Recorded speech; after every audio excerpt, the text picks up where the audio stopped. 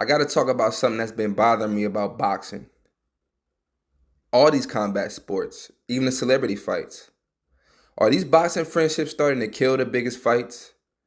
The entertainment and the suspense behind them? Everywhere I look, I keep seeing great fighters. Yeah, they could potentially make great fights together, becoming friends. Everyone's calling somebody their brother. Everyone's hanging out.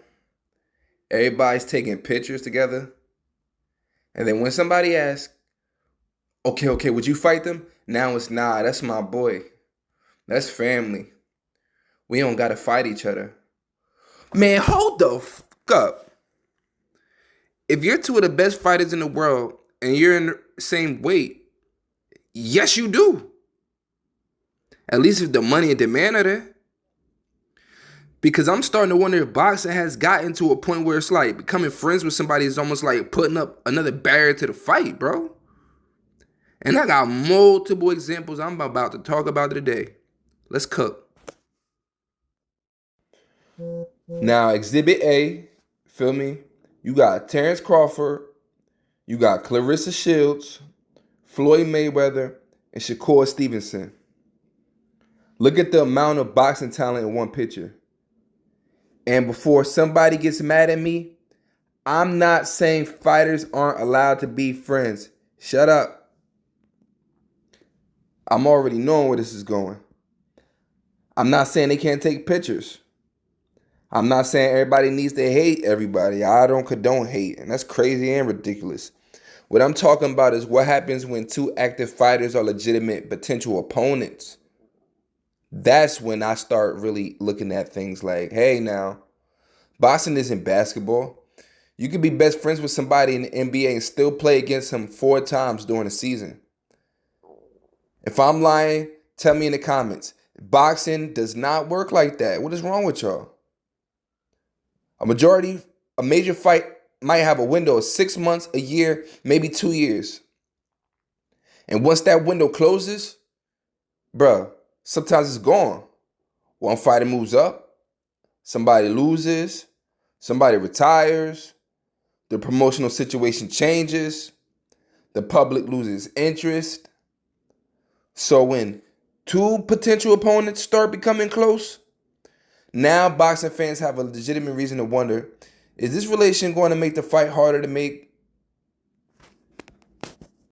I want to get into the Keyshawn Davis and Shakur Davis dynamic, and I want to get into the Shakur Davis dynamic and the Tank Davis dynamic. And ironically, they both centered around Shakur. And this is where the Keyshawn Davis situation got my attention. Because Keyshawn is exactly the type of fighter who could have eventually been involved in major fights with guys around that Tank Davis, Shakur Stevenson level. Now, I'm not sitting here saying Tank is scared of Keyshawn. No, I'm not even saying Keyshawn is scared of Tank. That's not my argument. My argument is much simpler. Why would I want two potential opponents becoming so close that fighting each other, it starts feeling uncomfortable? Now that's what I don't understand.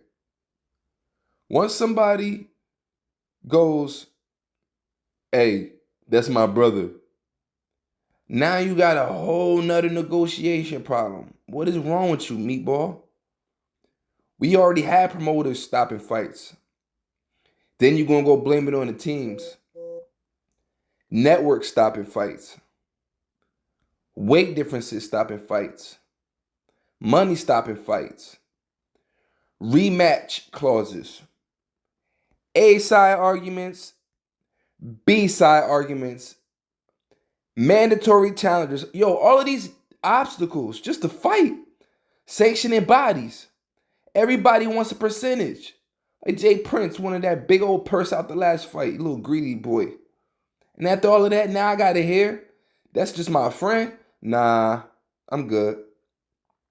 Because as boxing fans, how many obstacles does one fight need?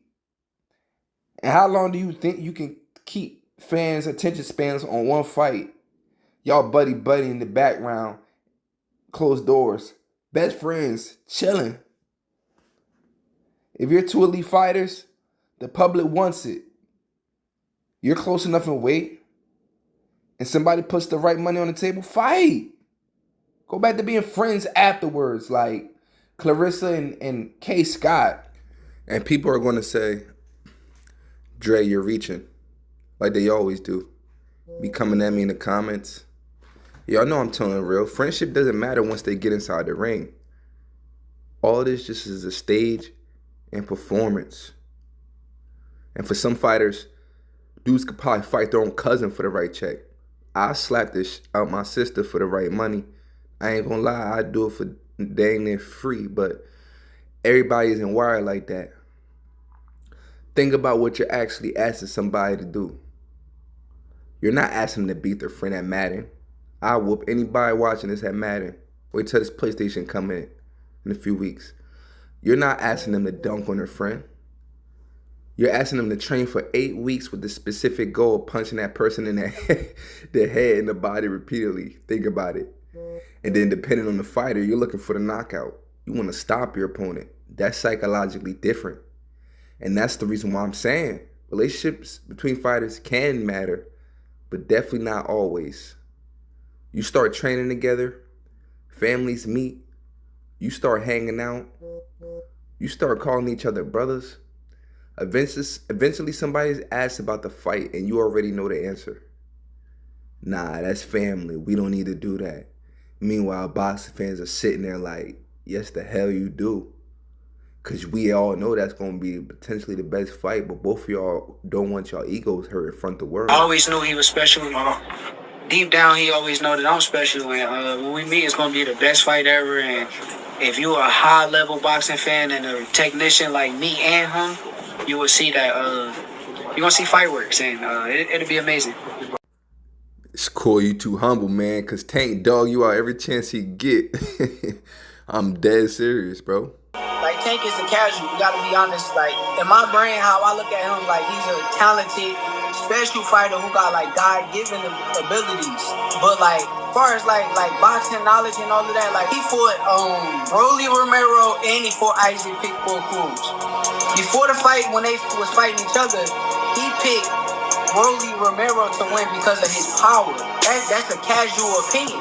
Stylistically, And then I saw Claressa Shields and Kaye Scott online after their fight. They're looking cool, friendly, showing love. And again, there's nothing wrong with sportsmanship. Matter of fact, I like seeing fighters respect each other after a fight. You share the ring. You know what the other person sacrificed. That's different from being disrespectful. But it made me think about the bigger issue. What if there's a demand for another fight? What if something happens where the rematch becomes financially huge? Are you still willing to go back in there and handle business? Because there's a difference between I respect you and you're my friend, so we're never fighting. Those are two completely different things. I don't want boxing to lose sportsmanship, but I also don't want friendship becoming an excuse for competition not happening. That's crazy. Claressa and Kaye aren't necessarily saying that. I'm using what I saw to raise the bigger question. Because we're seeing fighters become more connected than ever through social media, gyms, mutual friends, podcasts, live streams, and all that, the boxing world is small. So the issue ain't going away. But here's where I'm going to flip my own argument. Because there's another side to this. Do we actually need fighters to hate each other? Heck no. This ain't Tupac and Biggie with gloves on. Boxing fans got to be careful with that too. We've been conditioned by these promotions to think every major fight needs to be, I hate him. Somebody pushes somebody throws a bottle, security jumps between them, everybody starts screaming. Now we're supposed to buy the pay-per-view. Come on, bro. Some of that stuff is played out, scripted. These boxers are terrible actors, so we know it's clearly promotion. You don't got to fake a beef to make a great fight. Two fighters can respect each other and still produce a war. So I'm not asking boxing to go backwards and manufacture hatred. I actually think that ideal situation is this. Respect each other, but let's get it. Let's compete. You don't gotta hate me. I don't gotta hate you. But if you number one and I'm number two, let's see who's really the one. That's sports. Forget all of this watered down reality show sports we got going on. And I think there's another reason this friendship thing bothers fans. Boxing has become obsessed with protecting that zero. Everybody wants to be undefeated. Obviously, Floyd Mayweather going 50-0 made that zero incredibly marketable. But fans don't just want perfect records. We want great fights. I'd rather watch an elite fighter lose against another elite fighter than watch somebody go undefeated beating people we know aren't on their level. And when you combine record protection with friendships, that's when fans start getting suspicious. Because now it's, how come these two not fighting? Well, they cool. And then when this guy fights somebody ranked 8th, the other guy fights somebody moving up a division. Everybody wins. Everybody keeps the zero. And that fight everybody actually winning never happens. That's the issue. I don't want friendship become another tool that helps everybody stay comfortable. Because then the boxing league becomes like this little secret brotherhood or sisterhood that it's a form of gatekeeping. The best are supposed to test the best. Maybe this is just a difference in boxing culture. Because today everybody has social media. Everybody sees each other at events. Everybody ends up on the same podcast. Everybody trains around the same people. Everybody has mutual friends. So naturally, yeah, fighters are probably going to develop more relationships. And that's not even necessarily bad. But boxing cannot lose its competitive edge. Do not lose the competitive edge. The uncertainty is what makes the sport special. That's why we come to watch these fights. Two elite fighters. Nobody knows who's better. There's only one way to find out. Put them in a ring. Not on no Instagram Live. Not on no Twitter. Not no podcast. Not arguing through interviews. The ring. That's where the question's going to get answered.